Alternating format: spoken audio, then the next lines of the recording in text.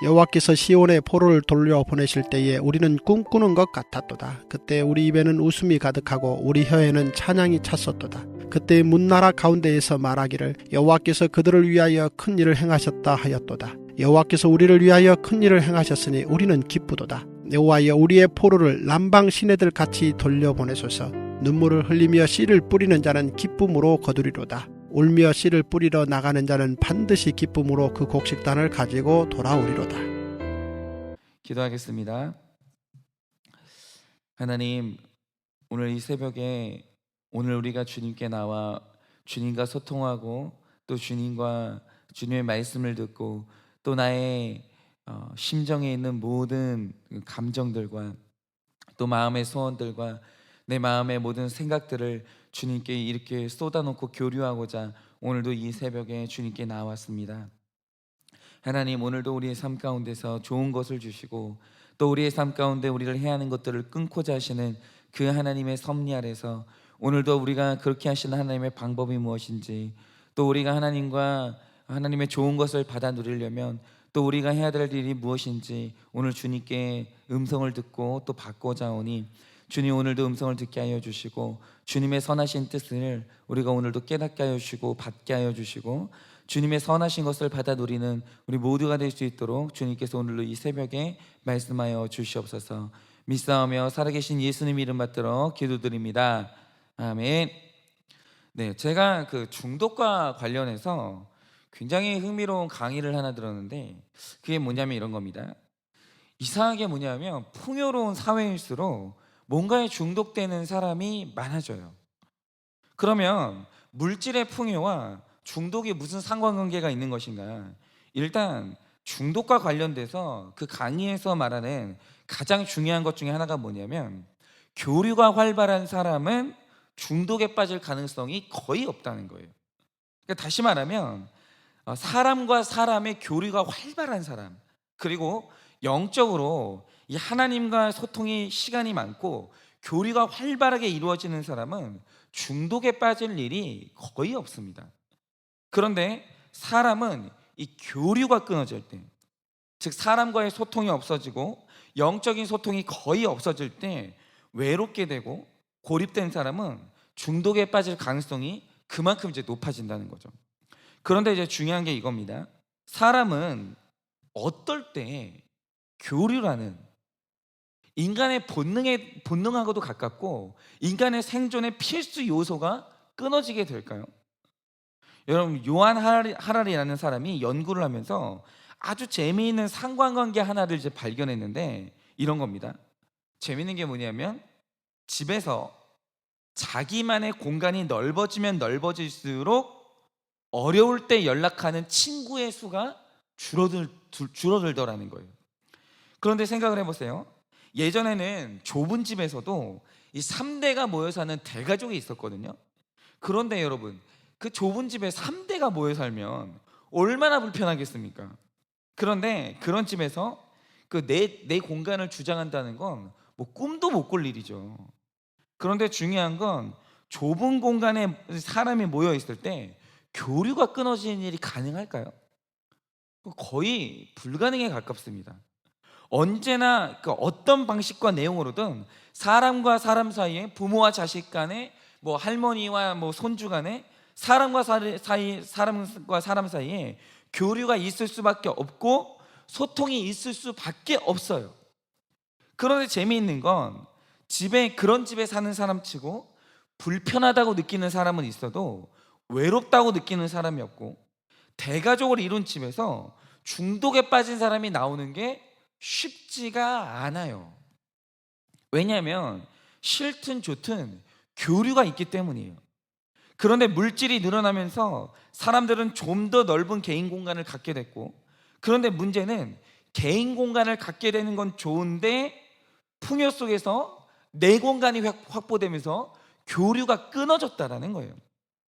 즉 풍요로운 내 것이 많아지고 내 공간이 많아지고 내 시간이 많아지는 이 풍요로운 시대의 특징이 뭐냐면 우리는 개인 공간과 공동체를 바꿨고 물질과 교류를 바꾸면서 외롭게 됐는데, 문제는 외로워지면서 중독에 빠지는 사람이 더 늘어났다라는 거예요. 여러분, 지금 요즘 인터넷 음란물 중독이 굉장히 심각한 수준입니다. 그러니까 여러분이 생각하시는 것보다 젊은 세대들은요, 우리 자녀 세대들은 그냥 인터넷 음란물을 공기처럼 접한다고 보시면 돼요. 굉장히 심각한 수준인데, 여러분, 음란물 중독이 왜 이렇게 심각해졌습니까? 어김이 없어요. 전 세계에서 가장 빠르고 촘촘한 인터넷망과 그것의 값을 치를 수 있는 나의 경제력, 그리고 그것을 혼자 은밀하게 누릴 수 있는 개인 공간이 너무 넓게 확보됐기 때문에 음란물 중독이 점점 심해지는 거고, 거기서 빠져나올 가능성이 점점 희박해지는 겁니다. 그러면 이 힘든 중독에서 도대체 어떻게 빠져나올 것인가? 여러분, 오늘 말씀을 보시면 시온, 여호와께서 시온의 포로들을 돌려보내셨다라고 시작하고 있는데, 이게 70년 포로 생활에서 해방된 이스라엘 백성들의 기쁨을 노래하고 있는 겁니다. 그러면 우리가 여기서 하나 물어야 될 게 있습니다. 그게 뭐냐면, 왜 하나님은 이스라엘 백성들을 포로가 되게 하셨을까요? 그들을 그렇게 해야만 했던 이유가 뭘까요? 그 이유가 뭐냐면 중독 때문이었습니다. 물론 성경에 나와 있는 표면적인 이유는 이스라엘의 우상 숭배가 끊어지지 않았기 때문에 하나님께서 그들을 포로로 보내셨다라고 하고 있는데, 그렇다면 여러분, 이스라엘 백성의 이 우상 숭배가 왜 끊어지지 않았습니까? 여러분, 끊어지지 않는다는 것 자체가 중독이에요. 여러분, 다들 잘 아시듯이 그 당시에 이스라엘 백성들이 주로 빠져 있었던 우상이 바알, 아스다롯, 몰렉이라는 3대 우상이었어요. 그런데 공교롭게도 이 세 종교 모두 다 공통적으로 가지는 두 가지 요소가 있어요. 그게 뭐냐면 풍요와 음란이라는 거예요. 여러분, 이 세 명의 우상 모두가 성공 아니면 풍령과 관계된 신이고, 이 세 우상의 종교 의식 안에 전부 다 음란의 요소가 있어요. 그러니까 한번 이 세 가지 종교에 빠지면 거기서 자력으로 빠져나오는 게 불가능했어요. 그러니까 이렇게 생각하시면 됩니다. 이스라엘의 바알, 아스타롯, 몰렉 신에게 중독됐다는 말의 뜻은 이들이 음란과 풍요, 그리고 알코올 중독에 깊이 빠져 있었다라는 거예요. 그리고 그들은 끝내 자기 힘으로 이 중독에서 빠져나오지 못했어요. 그런데 빠져나오지 못했을 때, 끊지 못했을 때 그 핵심적인 이유가 뭐냐면, 그들이 풍요로 인해서 중독에 빠지니까 교류가 즉각적으로 끊어졌다는 거예요. 하나님과의 영적 교류가 끊어졌고, 그리고 믿는 공동체의 영적인 그 대화가 완전히 끊어졌다는 겁니다. 여러분, 분명히 알아야 될 사실이 뭐냐면, 이스라엘이 처음 가나안 정복 전쟁을 할 때 그들이 자기 명의로 땅 한 평 가지고 있지 못하고 내일 일이 어떻게 될지 모르는 불안한 상황 가운데 있을 때 이스라엘 공동체 식구들의 교류, 그리고 하나님과의 교류가 날마다 활발했어요. 그러니까 이스라엘 정복 전쟁 기록이 있는 여호수아서를 보면 굉장히 자주 나오는 단어 중에 하나가 뭐냐면 물었다는 기록이에요. 물었다, 들었다, 물었다, 들었다. 하나님과의 교류가 너무너무 활발했어요. 자기 땅이 없고 자기 밭이 없어서 하나님이 돌봐주시면 살 수 없을 때 그들 중에 우상 숭배에 빠진 사람, 중독에 빠진 사람이 거의 없었다는 거예요. 그런데 그들의 중독이 깊어진 이 시점이 언제냐면 우시야 왕이 다스리던 때쯤 중독이 심해졌는데, 우시야 왕은 풍요의 상징이에요. 그들 땅에 풍요가 넘쳐나던 시점에 풍요가 넘쳐나니 그들 삶 가운데 교류가 끊어지고 중독으로 빠져들기 시작한 거예요. 그런데 이때 하나님께서 이 중독에서 이들을 건지시기 위해서 내린 처방이 뭡니까? 바로 중독이 주는 기쁨보다 더 큰 통증을 주신 거예요. 저는 이게 기가 막힌 처방이라고 생각하는데요, 제가 어제도 말씀드렸는데 하나님께서 에덴 동산을 보실 때 평가가 뭐였었냐면 심히 좋았더라요. 심히 좋았다. 그러니까 에덴 동산에는 안 좋은 건 하나도 없었고 전부 좋은 것만 있었는데, 전부 좋은 것만 모아놓은 그 땅을 보시고 뭐라고 평가하셨냐? 심히 좋았더라고 하셨어요. 그런데 여러분, 심히 좋았던 에덴 동산 안에 뭐가 있었다고요? 인간의 연약함이 있었어요. 하나님이 모든 게 좋은 에덴 동산의 인간에게 연약함을 주셨다는 뜻이 뭐냐면, 연약함이 하나님 보시기에 좋았고 사람에게 좋았다라는 뜻이에요. 그리고 또 하나 주신 게 있어요. 그게 뭐냐면 인간에게 통증을 주셨어요. 여러분, 에덴 동산에 죄 없는 인간에게 통증이 있었어요. 그러니까 제가 어저께도 말씀드렸지만, 인간에게 죄는 없었는데 연약함이 있었고, 인간에게 죄는 없었는데 통증이 있었어요. 이 말 뜻이 뭐냐면, 인간에게 주신 연약함과 통증은 사람에게 좋은 거라는 뜻이에요. 그러면 왜 연약함과 통증을 주셨을까요? 참 이상한 게 뭐냐면, 통증이 없는데 의사와 교류하러 가는 인간은 없어요. 언제나 치유를 위해서 의사와 교류해야겠다는 이 필요를 느끼는 게 만드는 게 뭐냐면 극심한 통증이에요. 여러분, 사람이 언제 치료됩니까? 통증을 느껴야 치료가 일어나요. 만약 질병이 있는 곳에, 이게 하나님의 기가 막힌 섭리인데, 질병이 있는 곳에 통증이 없다면 우리 수명은 절반 이하로 뚝 떨어질 거예요. 그런데 하나님의 기가 막힌 섭리가 뭐냐면 질병이 있는 곳에 통증을 주셨다는 거예요. 그래서 통증에 있을 때 사람은 치료를 위해서 교류를 하러 의사에게 가요. 여러분, 바로 이겁니다. 사람의 사랑이 깊어지는 때가 언제인 줄 아십니까?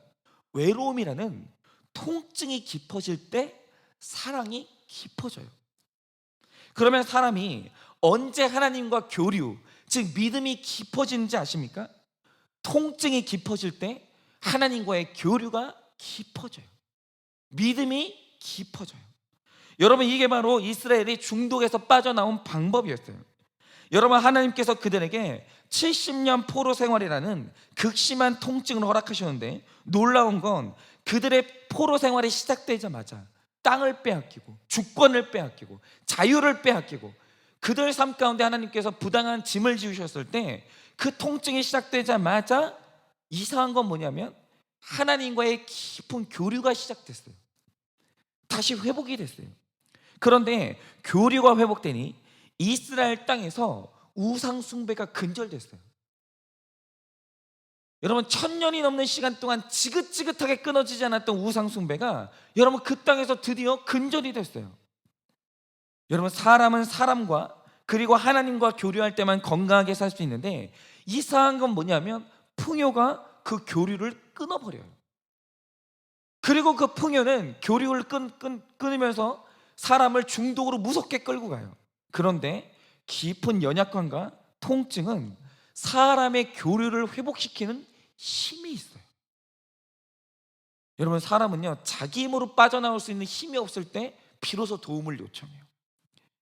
자기 힘으로 견딜 수 없는 외로움에 처했을 때 사람에게 전화를 걸어요. 그리고 사람에게도 위로받지 못하는 가장 큰 아픔이 있을 때 사람은 그때 무릎 꿇고 기도해요. 그러니까 통증은 그런 힘이 있는 거예요. 교류를 발산시켜요. 교류를 회복시키는 거예요. 그리고 교류가 시작되면 그 어떤 중독에서도 사람은 빠져나올 수 있는 거예요. 여러분은 지금 어떤 중독 때문에 고통받고 있으십니까? 도대체 내가 끊지 못하고 있는 그 죄가 뭡니까? 분명한 건 중독은 절대로 혼자 힘으로 끊을 수 없습니다.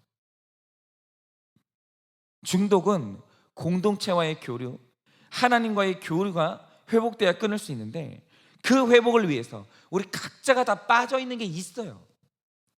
뭐 하나님보다 물질에 빠져 있든지, 음란에 빠져 있든지, 뭐 아니면 어떤 부적절한 인간과의 관계에 빠져 있든지, 하여튼 뭔가 중독이 있다라는 거예요. 그런데 하나님은 그 중독에서 우리를 건지시기 위해서 오늘도 통증을 주신다라는 거예요. 그러니 만약 중독이라는 강력한 세력으로 인해 포로 생활을 하고 있으시다면 그 고통을 안고 공동체 그리고 하나님과 교류하는 자리로 나오시기를 바랍니다. 그때 하나님은 그 중독에서 우리를 만나주시고 위로해 주시고 마침내 꿈꾸는 것 같은 중독으로부터 해방을 우리에게 주실 줄을 믿습니다. 이 시간에 우리 다 같이 한번 기도하시죠.